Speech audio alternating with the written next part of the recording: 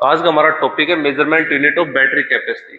मतलब battery capacity मापन इकाई क्या है, किसमें नापते हैं।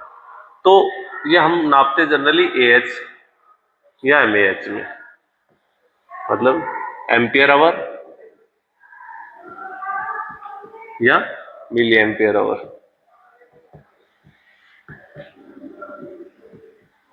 तो ये एम्पियर आवर है क्या, यानी कि विद्युत धारा 1 घंटे में, 1 आवर में इलेक्ट्रिसिटी चार्ज डिलीवर करने की कैपेसिटी है, यानी कि विद्युत धारा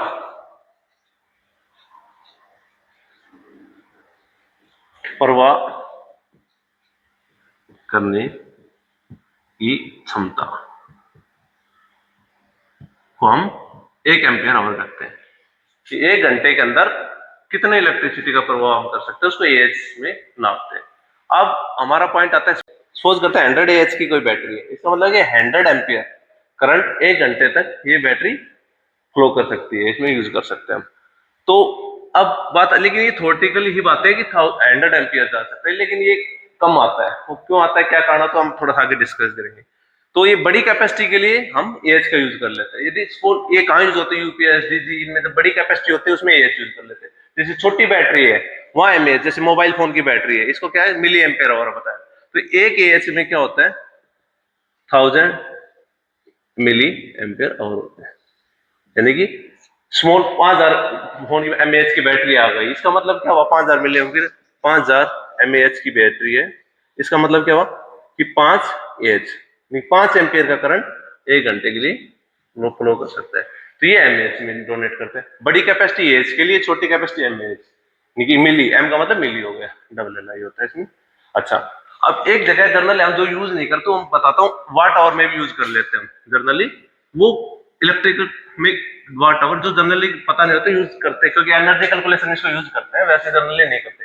वाट आवर का मतलब क्या हुआ, इज इक्वल टू, यानी कि हमारी बैटरी एएच इंटू वोल्ट। हमें ये तो हम बताते हैं 12 वोल्ट 100 एएच, तो हम डिजाइन तो उसी हिसाब से करके रखते हैं कि इतने वोल्ट इतने एएच। तो आपको पता होगा, मैंने बताया था एम्पियर और वोल्ट क्या होता है, वाट होता है ना। तो वाट आवर में भी, लेकिन ये एनर्जी कंजर्वेशन के लिए यूज किए जाते हैं, बाकी एनर्जी कैलकुलेशन के लिए जनरल एमएएच या एमएएच में डील करते हैं।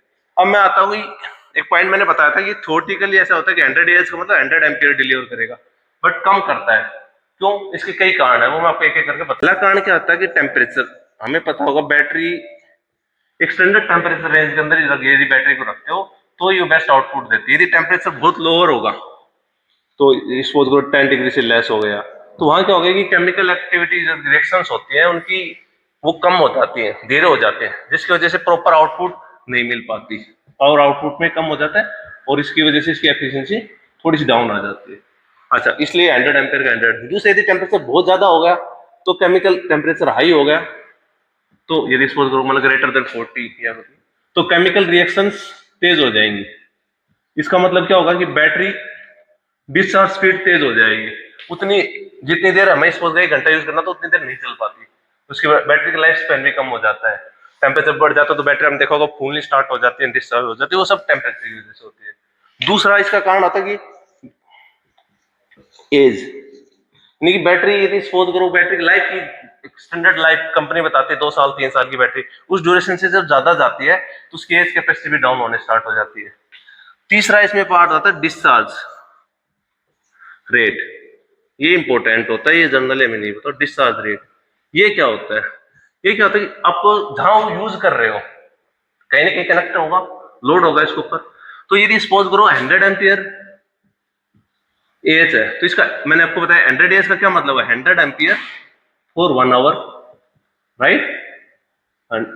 या इसको ऐसा भी हो सकता है 10 एम्पियर फॉर 10 आवर, दोनों एक बात है। यानी कि यदि 10 एम्पियर का करंट 10 घंटे चले तो भी 100 एएच, और 100 एम्पियर का करंट 1 घंटे चले तो भी 100 एएच। तो जब यदि 100 एम्पियर करंट चल रहा होता है बैटरी के ऊपर, तो इसका मतलब डिस्चार्ज रेट ज्यादा है इसका, और जब ज्यादा डिस्चार्ज रेट होता है तो करंट कम देता है। तो ये जब पूरा 100 का एग्जांपल लोगे तो 80 टू 85 एम्पियर करंट ही डिलीवर कर पाता है 1 घंटे में।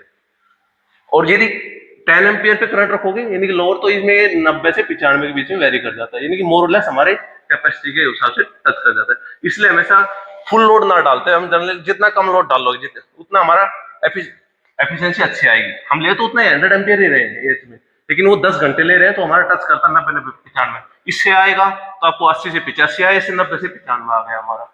तो ये एक एफिशिएंसी डिस्चार्ज रेट में मैटर करता है, जितना बेस्ट रेट रहेगा उतना अच्छा रहेगा। एक लॉ भी है इसके ऊपर, वो हम बताएंगे कि जैसे जैसे डिस्चार्ज रेट बढ़ता है तो बैटरी की एफिशिएंसी कम हो जाती है। ये हमारा डिस्चार्ज रेट के ऊपर भी डिपेंड करता है। चौथा होता है कि भाई यदि वियर एंड टीयर्स, यदि अब एक बात बताओगे तो कि बैटरी का रख रखाव हम सही रख रहे हैं तो डेफिनेटली वो बेस्ट एफिशिएंसी, यदि उसमें कोरोजन नहीं है, थिम्बल टाइट्स है, तो ये सब कहानी यदि आप प्रॉपर मेंटेनेंस करेंगे तो डेफिनेटली बैटरी की एफिशिएंसी आएगी। लेकिन 100 to 100 केवल थ्योरेटिकली ही डिजाइन होता है कि, लेकिन प्रैक्टिकली आप देखोगे ये होता नहीं है। तो ये हमने बताया AH, ampere hour, milli ampere hour, mAh के लिए बात वही है, और वाट आवर भी मैंने बताया वो उसके लिए यूज किया जाता है फॉर एनर्जी कैलकुलेशन वगैरह के लिए। तो ये हमारा टॉपिक।